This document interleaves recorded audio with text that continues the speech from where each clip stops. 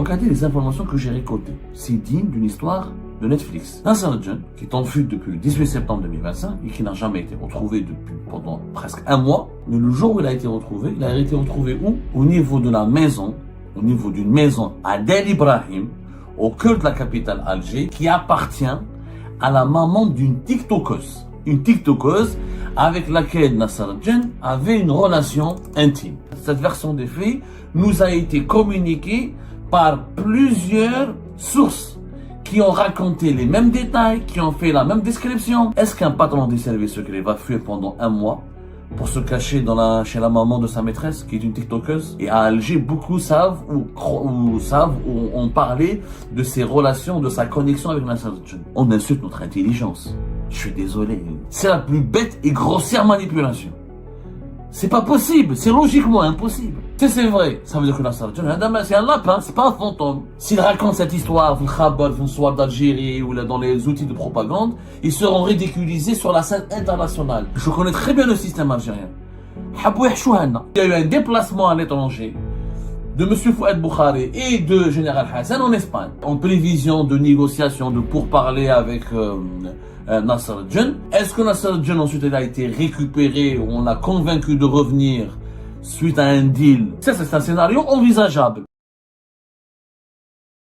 Cette émission est fortement attendue. Ça fait plusieurs heures, plusieurs jours même que vous nous posez des questions de façon incessante et en permanence concernant la véracité ou la vérité sur les informations qui ont été véhiculées ou qui circulent sur les réseaux sociaux, qui ont été diffusées par certains activistes et des cyberactivistes basés à l'étranger concernant l'arrestation définitive et l'incarcération de Nasser Al-Jen. Le général Nasser Al-Jen, le fantôme, aurait été arrêté et incarcéré à la prison militaire de Blida. Ça fait 3 jours ou 4 jours, plus exactement depuis, nous sommes le 18 octobre 2025, depuis le 14-15 octobre 2025, ces informations circulent avec beaucoup d'insistance et les personnes qui les véhiculent ou qui les diffusent jurent que c'est vrai. Que cette fois-ci c'est vrai, le suspense a pris fin, alors que depuis le 18 septembre, date à laquelle le général Nasser Al-Jen, général Abdelkader Haddad, alias Nasser Al-Jen, ancien patron de la Direction générale de la sécurité intérieure de 2024 à 2025, de juin 2024 à fin mai 2025, le service de l'enseignement intérieur algérien et premier patron de la caserne Antar, le centre opérationnel des services de l'enseignement intérieur algérien de novembre 2021 jusqu'à fin mai 2024, aurait, depuis sa date de disparition, il était en fuite, cavale, pas mal d'informations contradictoires ont annoncé, ont entouré son périple et sa fuite. Nasser Al-Jen est devenu une figure, déjà il était une figure mythique, là sa légende elle était déjà très intrigante et mystérieuse. Le mystère Nasser Al-Jen a pris une dimension surréaliste puisqu'on ne savait plus où est-ce qu'il est en Espagne, est-ce qu'il est rentré, est-ce qu'il a été attrapé, est-ce qu'il a été arrêté. Alors, avant de répondre et de faire des commentaires à toutes les questions, je commence d'abord par ce que nous avons reçu comme information. Et je vous laisse juger vous-même. Parce qu'il y a l'info, il y a le recoupement. Ensuite, il y a aussi l'analyse rationnelle. Il y a 3 manières de juger une information. D'abord, les sources qui communiquent cette information, leur qualité, leur fiabilité. Ensuite, le recoupement de ces informations. Il faut les recouper en procédant à des comparaisons ou à des vérifications plutôt auprès de plusieurs autres sources. Notamment, il faut consulter des sources qui n'ont pas de lien d'intérêt direct ou des intérêts communs avec les premières sources qui nous donnent l'information. Ensuite, il y a l'analyse rationnelle. À un moment donné, c'est-à-dire qu'il faut utiliser une certaine logique pour est-ce que ces événements, ces informations traitant de ces événements peuvent être vraisemblables. Qu'est-ce qu'on a reçu comme information? Depuis 4 jours, plusieurs sources à qui nous avons parlé, certaines de ces sources nous ont contactés spontanément, sans qu'on leur adresse la moindre question, pour nous dire « Abdou, tu peux l'annoncer, Nasser Al-Jen a été arrêté. » Et cette fois-ci, c'est officiel, est à la prison militaire. Quand c'est officiel, ça veut dire c'est vrai. Parce que l'officiel, normalement, c'est un communiqué, c'est une annonce, etc. Nous, comme vous l'avez connu, nous avons communiqué nous avons exprimé notre attitude, notre positionnement vis-à-vis de ces informations dès le 15 octobre 2025. Nasser Al-Jen arrêté en prison, désolé, mais sans preuve, personne ne va vous croire. J'ai creusé depuis 4 jours, ok.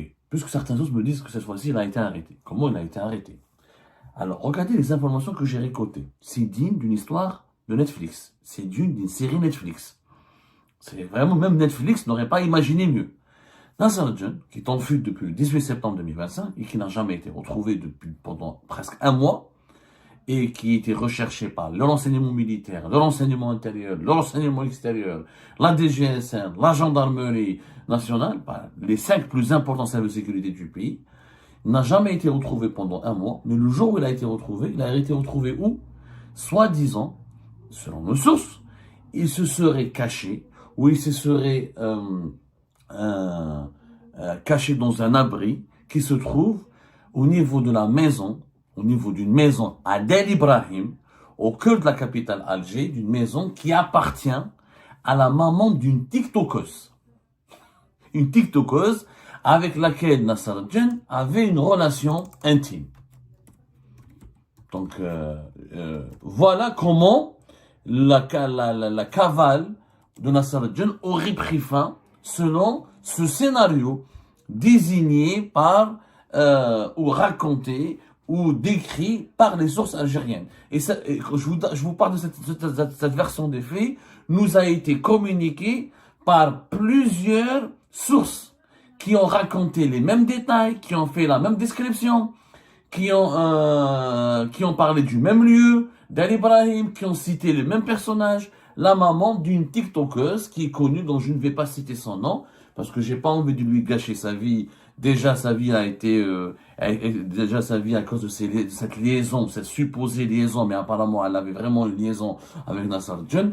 Déjà, cette liaison lui risque de gâcher sa vie pour toujours. C'est une jeune TikTokeuse assez charmante et mignonne qui aurait une liaison, qui serait intimement proche de Nasser al-Jinn depuis 2021. D'ailleurs, cette TikTokeuse, elle fait partie de ces influenceuses algériennes qui n'ont pas été inquiétées en juin 2022 contre d'autres influenceurs comme Noumidia El-Zoul, comme Rifka, alias Farouk Boujmelin, alias Rifka, avait été arrêté et condamné à la prison au mois d'août 2022 pour avoir participé à une vaste escroquerie ayant ciblé des étudiants algériens qui ont payé pour partir étudier à l'étranger et qui, suite à leur inscription en Ukraine, dans des pays de l'Europe de l'Est, en Ukraine notamment, et ils avaient été abandonnés à leur triste sort.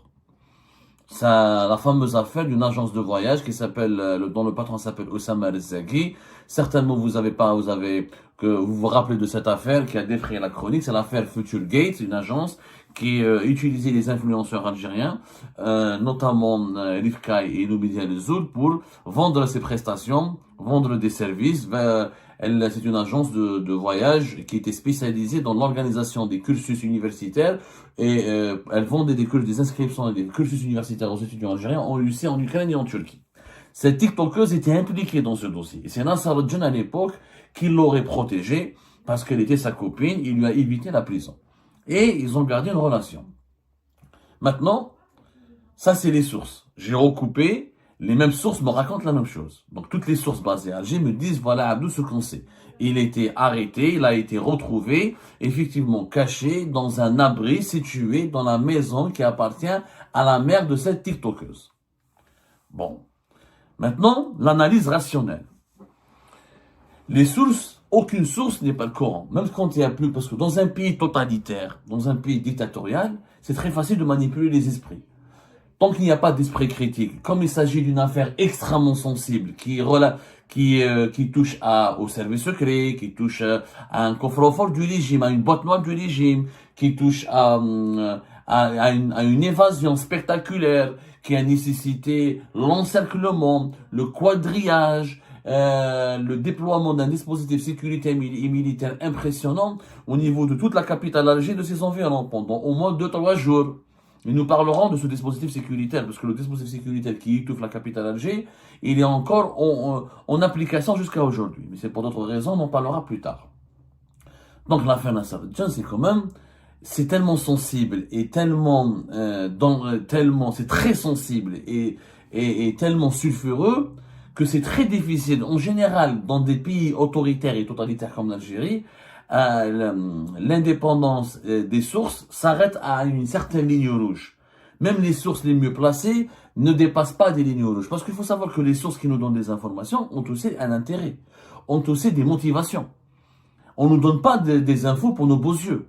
Il y a certes, on partage en commun avec nos sources quelques valeurs, mais il y a aussi des sources qui nous donnent des informations parce qu'elles ont des rapports de force, parce elles veulent grappiller une partie du pouvoir, parce qu'elles veulent se positionner sur l'échiquier des rapports de force. Et une source a toujours un intérêt pour donner une information. C'est très rare de trouver une source qui donne des informations à un journaliste indépendant juste pour l'intérêt général du pays. C'est très rare. Même dans les plus grandes démocraties, les sources qui donnent des informations à la presse indépendante et à la presse d'investigation, c'est parce qu'il y a un agenda derrière. Mais le problème n'est pas là. Tant que ces informations protègent et servent l'intérêt général et l'intérêt public, oui, il y a un intérêt public à les faire connaître, il y a une relation avec la défense de l'intérêt général, le journaliste se doit de les publier, de les confirmer ces informations. Donc, toutes nos sources affirment qu'il a été arrêté à Del Ibrahim dans le domicile de ce qui est dans le domicile de la maman de sa maîtresse, une tiktokeuse. Maintenant, l'analyse rationnelle. Est-ce qu'un patron des services secrets va fuir pendant un mois pour se cacher chez la maman de sa maîtresse, qui est une tiktokeuse? C'est même pas une maîtresse, c'est une étudiante anonyme ou là, une tiktokeuse, elle est très connue. Et à Alger, beaucoup savent ou ont parlé de ses relations, de sa connexion avec Nassar Djen.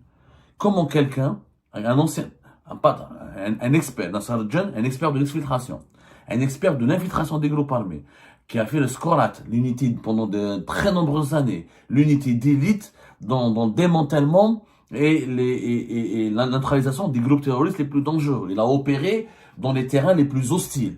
Que ce soit le Maki terroriste, soit les wilayas de l'extrême sud du Sahel, comme l'extrême sud du désert algérien à la frontière des pays du Sahel. C'est quelqu'un qui a dirigé la Kazan Antar, et qui a dirigé la DGSI, et qui a collaboré avec les services secrets étrangers, qui a collaboré, ça veut dire qu'il s'est réuni avec les services secrets étrangers. C'est quelqu'un qui a une expérience incroyable. C'est une légende au sein des services secrets algériens dans Nassar Djen. Je dis ça je suis pas en train de le défendre, je suis en train de dire la vérité. Ce ne serait pas une légende, on ne l'appellerait pas le fantôme. Et le fantôme va se cacher, ou va être retrouvé facilement, ou il va prendre le risque de fuir pendant un mois, pour ensuite retrouver sa maîtresse chez sa maman, une maîtresse qui est très connue, une tiktokeuse, à Del Ibrahim, au cœur d'Alger. Del Ibrahim, il y a le siège de la DDSE. Del Ibrahim, c'est pas loin de Douira, il y a le siège de la DGSI.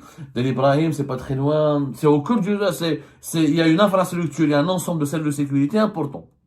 Ou les services de sécurité algériens, ni la DCSA, ni la DGSI, ni la DGS, ni la gendarmerie, ni les renseignements généraux, personne n'a pensé à aller chercher Nassar Djen chez les parents ou chez la maison de cette tiktokeuse. Ça leur a échappé. Parce que nous on sait, je le sais, parce que on me l'a confirmé, depuis le 18 septembre 2025, dès la fuite de Nassar Djen, ses enfants, ses épouses, ses parents, ses cousins, ses amis, voire une quarantaine de personnes ont été convoquées, interpellées, auditionnées, placées en garde à vue, ensuite relâchées. Parce qu'ils n'avaient aucune information utile à leur donner. Personne ne savait, dans son entourage proche, où est passé, ou comment il a fait Nassar Djen pour fuir. Donc, le monsieur Adam, en un mois, on veut nous faire croire, c'est bon, il a été retrouvé, comme par hasard, chez la maman de sa copine tiktokeuse. Mais on insulte notre intelligence. Je suis désolé. Bon, je vais pas consommer n'importe quoi. C'est parce que mes sources sont bien informées qu'elles peuvent me manipuler comme je peux, comme elles veulent. Mais ça, c'est la plus bête et grossière manipulation. C'est la plus bête et grossière manipulation. C'est pas possible. C'est logiquement impossible. Si c'est vrai, ça veut dire que Nassar Djen, c'est un lapin, c'est pas un fantôme. Ou un lapin aurait pu donc échapper à tous les services de sécurité du pays pendant un mois. Alors qu'il était caché à Del Ibrahim. Ça ne tient pas debout, c'est pas vraisemblable. Quand c'est pas vraisemblable, même, c'est pas la peine d'être un grand journaliste, même un simple citoyen, il faut qu'il comprenne qu'il y a le critère de la vraisemblance de l'information. Pour croire à la fiabilité de l'information. Maintenant, il est peut-être possible que Nassar Djen s'est rendu. Il y a d'autres hypothèses. Moi, je ne formule aucune hypothèse tant que je n'ai pas la preuve que Nassar Djen est réellement à la prison militaire de Blida. Ou il est au CPMI de Ben Aknoun. Je n'ai aucune preuve. On m'a communiqué aucune photo. Je n'ai pas pu recouper auprès de plusieurs sources concordantes. Je n'ai pas la preuve matérielle qu'il est, vu que l'affaire elle est très sensible, vu que cette affaire est un scandale d'État, je ne peux pas il y a certaines affaires, il y a certains dossiers où je ne peux pas me contenter de simples informations orales. Si quelqu'un de digne de confiance avec lequel j'ai échangé, avec lequel j'ai travaillé sur des dossiers sensibles, ne l'a pas vu en personne, je ne peux pas croire. Toutes les sources fiables que je classe moi, parce que moi je fais un classement. J'ai des sources que je classe selon 3 niveaux de fiabilité. Niveau faible, niveau moyen, niveau élevé de fiabilité. Les sources qui ont un niveau élevé de fiabilité, je leur ai posé la question, l'avez-vous vu devant vous? Non, on l'a jamais vu, Nasser al-Jan. Mais on nous dit qu'il a été vu. Je ne crois pas. Mais il y a un moment donné, il ne faut pas insulter l'intelligence algérienne et les Algériens. C'est-à-dire que c'est pour ça qu'ils ne veulent pas utiliser le Watan, Shourouk, le Khabar ou leurs outils de propagande, parce qu'ils savent très bien que le public algérien va les ridiculiser. S'ils racontent cette histoire, le Khabar, le soir d'Algérie ou dans les outils de propagande, ils seront ridiculisés sur la scène internationale. Même les pays, les partenaires étrangers du pays, les chancelleries étrangères, la presse internationale va se moquer de l'Algérie. Comment un patron des services qui, pendant un mois, vous n'avez pas pu le retrouver, il aurait été retrouvé ensuite chez le domicile de la maman de sa copine tiktokeuse. Mais arrêtez de ces conneries. Personne ne va vous croire. Et on ne vous croira pas. Maintenant, il y a d'autres pistes. Est-ce que on a négocié avec lui, on lui a demandé de revenir et de se rendre et de le protéger dans l'affaire de la mafia des cigarettes? Parce que regardez le timing. Comme par hasard, le 14-15 octobre, on parle de l'arrestation de Nasser al-Jan et de son incarcération. 2 jours plus tard, en apprend que le directeur, que l'affaire de la mafia des cigarettes, qui s'appelle plus l'affaire de la mafia des cigarettes, qui s'appelle l'affaire Stein, a éclaté, puisque le directeur adjoint a été arrêté de la Stein, Zahir Khelef. Ensuite, on a limogé Sharaf al-Din Amara, le patron du groupe Madal, qui est l'actionnaire de la Stein, la société algéro-émiratie de la fabrication et de distribution des cigarettes. Ensuite, en apprend que une semaine avant, le fils de Leila Aslaoui a démissionné, il a quitté la Stein. Ensuite, on apprend que le beau-frère du président Abdelmajid Tebboune a été cité, il est impliqué, ensuite on l'a retiré du dossier. Il y a un enchaînement bizarre des événements. Il y a une machination. Au moment où l'affaire Stein démarre, Nasser al-Jan réapparaît, mais il est à la prison militaire de Blida. Mais il n'est pas évoqué dans le dossier de la Stein. Il n'est plus évoqué. Dans l'affaire de la Stein, il n'y a que des commerçants, des directeurs sont des responsables de la Stein, et des grossistes. Il n'y a plus personne. Attends, mais là, à un moment donné, il y a un esprit critique. À un moment donné, on n'est pas tombé de la dernière pluie. Je connais très bien le système algérien. Ils veulent nous manipuler. Ils veulent nous faire croire que c'est fini. Ne parlez plus. Nasser al-Jan est à la prison militaire de Blida. La mafia des cigarettes, c'est bon. Ça concerne que les fonctionnaires de la Stein. Et tout est réglé et tout revient à la normale. Mais rien ne peut revenir à la normale tant que nous n'avons pas la vérité. Si Nasser al-Jan a été récupéré par les autorités algériennes, il n'a jamais été récupéré de la même histoire que selon l'histoire qui nous a été imposée et qui nous a été racontée.